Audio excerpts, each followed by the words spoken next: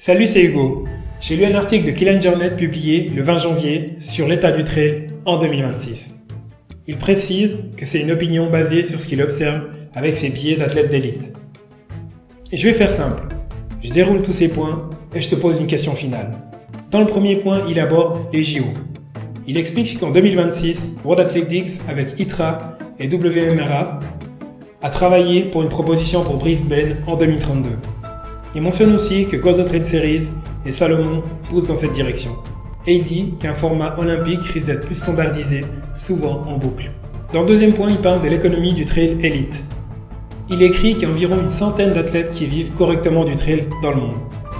Il liste les sources d'argent possibles dans un sport. Les droits TV, le sponsoring, les entrées, le soutien public et les primes. Mais il insiste, en trail, les sponsors pèsent très lourd. Dans le troisième point, il parle de la technicité des courses. Il explique qu'avec plus de participants et des profils plus variés, les contraintes de sécurité et de responsabilité augmentent. Et il dit aussi que la technicité est difficile à intégrer dans les systèmes de classement qui se basent souvent et surtout sur la distance et le dénivelé. Le quatrième point qu'il aborde, c'est l'antidopage. Il dit que c'est un point clé. Il rappelle qu'il existe des contrôles sur certaines des grandes courses, mais qu'il manque un cadre plus uniforme, notamment les contrôles en dehors des compétitions. Le cinquième point, le trail qui devient plus cher, on va vers une triathlonisation. Il décrit une hausse des coûts, les dossards parfois très élevés et le matériel obligatoire qui peut ajouter une grosse facture. Il associe ça à une évolution du profil des participants et un risque de sport moins accessible.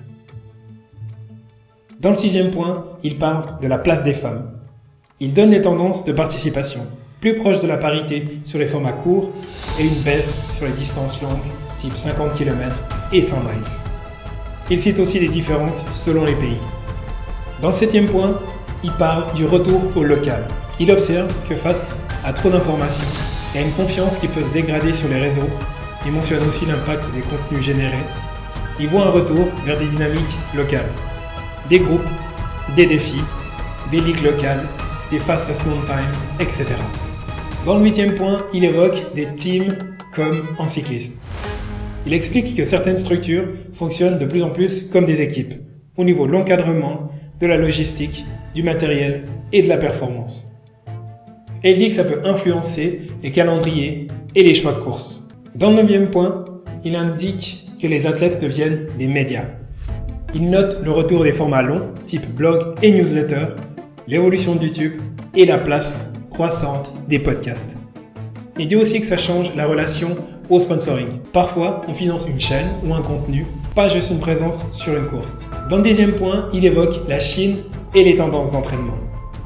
Il écrit que la Chine devient un moteur économique important dans le trail avec une pratique en croissance et des courses qui prennent de l'ampleur. Et côté entraînement, il lise des tendances récentes. La chaleur, les apports glucidiques, les capteurs, double threshold et des mesures qui pourraient devenir plus accessibles. Ma question pour toi à répondre en commentaire. Parmi ces 10 sujets, lequel te fait le plus réfléchir sur le futur du trail? Et qu'est-ce que tu aimerais qu'on préserve en priorité?